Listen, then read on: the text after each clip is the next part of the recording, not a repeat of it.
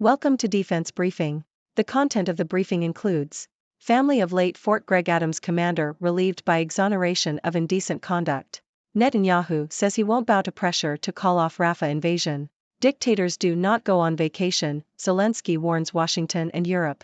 U.S. overhauls Air Force to meet China challenge. Will it work? Russia's bid for an orbiting nuclear weapon jolts public, even if details remain hazy. Family of late Fort Gregg-Adams commander relieved by exoneration of indecent conduct. Yahoo! A former commanding general of Fort Gregg-Adams, General Leon E. Salomon, has been cleared of misconduct 4 years after being accused of groping the wife of a junior officer a quarter-century earlier. General Salomon had been reprimanded for indecent assault following the incident. However, he was exonerated on February 10 by a 3-member Army group. The group stated that there was insufficient probable cause to support the allegations made against him. The accusations were brought forth by Camilla Vance Shadley, who claimed she was groped by Salomon during a reception in 1994 at his Fort Belvoir home. Shadley also claimed he made lewd comments to her twin sister.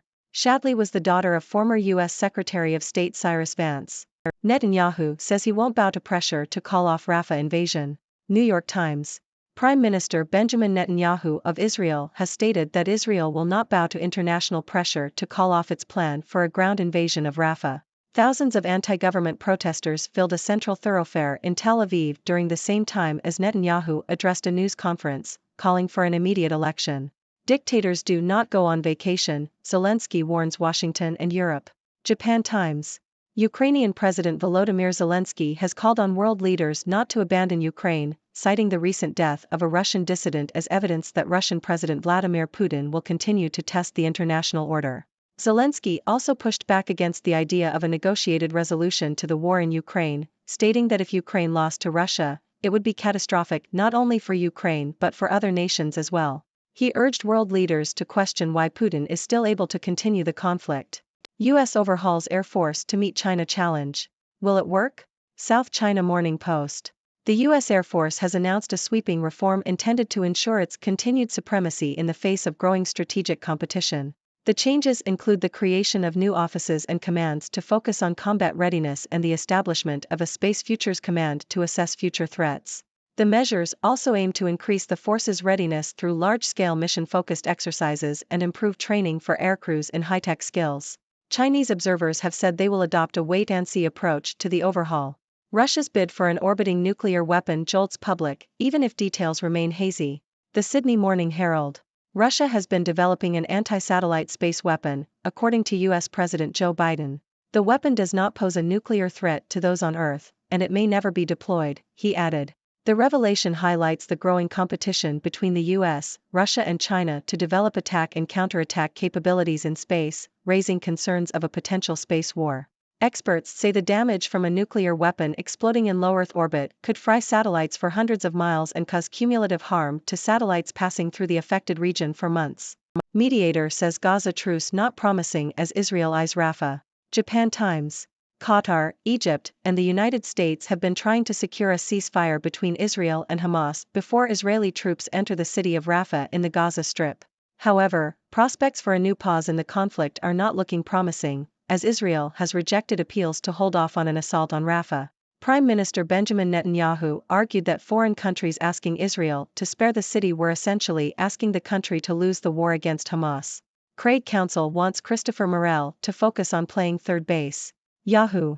Cubs manager Craig Counsell has told the media he wants utility man Christopher Morel to focus on playing third base, filling a noticeable gap in the Cubs lineup. Morel, who is 24, has played 23 career games at third base, 5 of them last season. Counsell wants to give him a chance during spring training to make the corner his mainstay position for the regular season. Morel has played everywhere on the field except first base since he entered the league in 2022. Large anti-government protest returns to Tel Aviv, as criticism of Netanyahu mounts. New York Times. Thousands of anti-government protesters filled the streets of Tel Aviv on Saturday, in what was the largest protest against Prime Minister Benjamin Netanyahu in months. According to Israeli officials, around 1,200 people were killed in the recent war between Israel and Hamas, and so the protests were put on hold. However, now that the war has passed the 4-month mark, protests against the government have been strengthening. The protesters are calling for an immediate election and are demanding that the government put the nation's best interest first. The protests are separate from the public debate over the course of action in Gaza regarding the hostages captured by Hamas and other groups. Army takes down Holy Cross 59-53. Associated Press. Army defeated Holy Cross in a college basketball game on Saturday. TJ Small led Army with 19 points, while Joseph Octave scored 11 points for Holy Cross. Both teams will play their next games on Wednesday. They want to take your gun rights, lawmakers push for firearms at state capitol rally. Yahoo!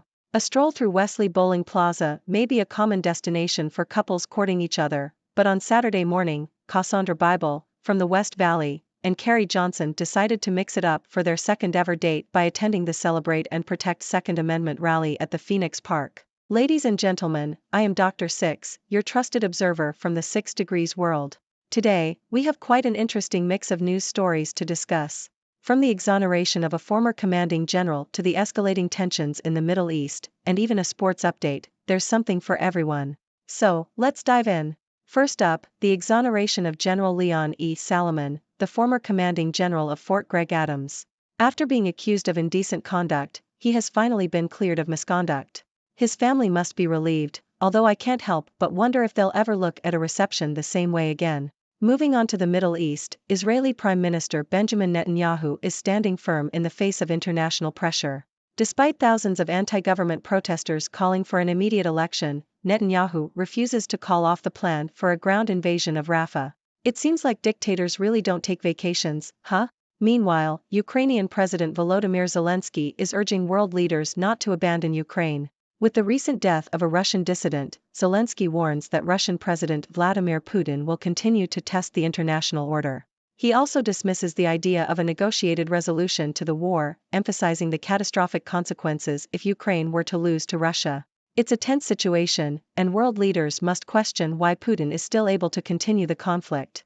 In the realm of military affairs, the U.S. Air Force is overhauling its forces to meet the challenge posed by China. With the creation of new offices and commands, as well as a Space Futures Command, the U.S. aims to ensure its continued supremacy.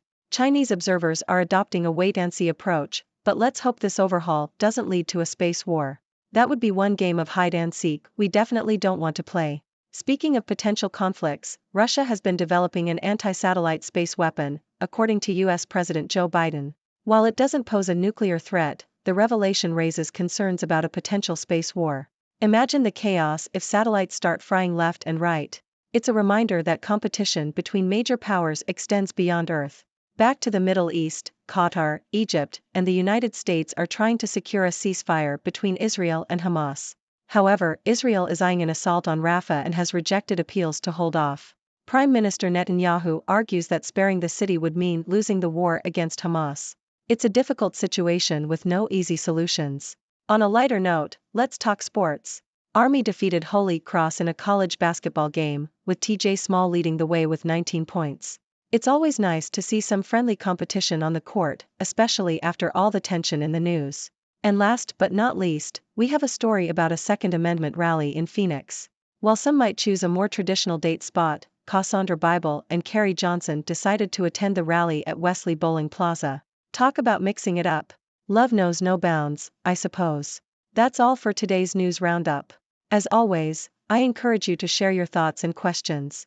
What do you make of these stories? Are you relieved by the exoneration of General Salomon? Do you think Israel should call off the planned invasion? Let's keep the conversation going, because in the 6 Degrees world, every perspective matters. Thank you for tuning in. The content above showcases the latest briefing reports and analytical synopses, thoughtfully curated by the 6Do team. These insights stem from a wide array of reputable media outlets, think tanks, government sources, and specialized experts worldwide. We encourage you to explore these sources for a comprehensive perspective. Keep in mind that while the content may not always align with the official standpoint of 6Do Brief, it's not meant to be taken as absolute directives for decision-making. Comprising seasoned media professionals, learned scholars, and accomplished scientists, the 6Do team embodies a trailblazing, fully independent media entity. To customize 6Do Brief to meet your professional needs, you have the option to subscribe to a diverse array of briefings on our website, 6dobrief.com. Regardless of your location, you can conveniently receive 6Do Brief via email.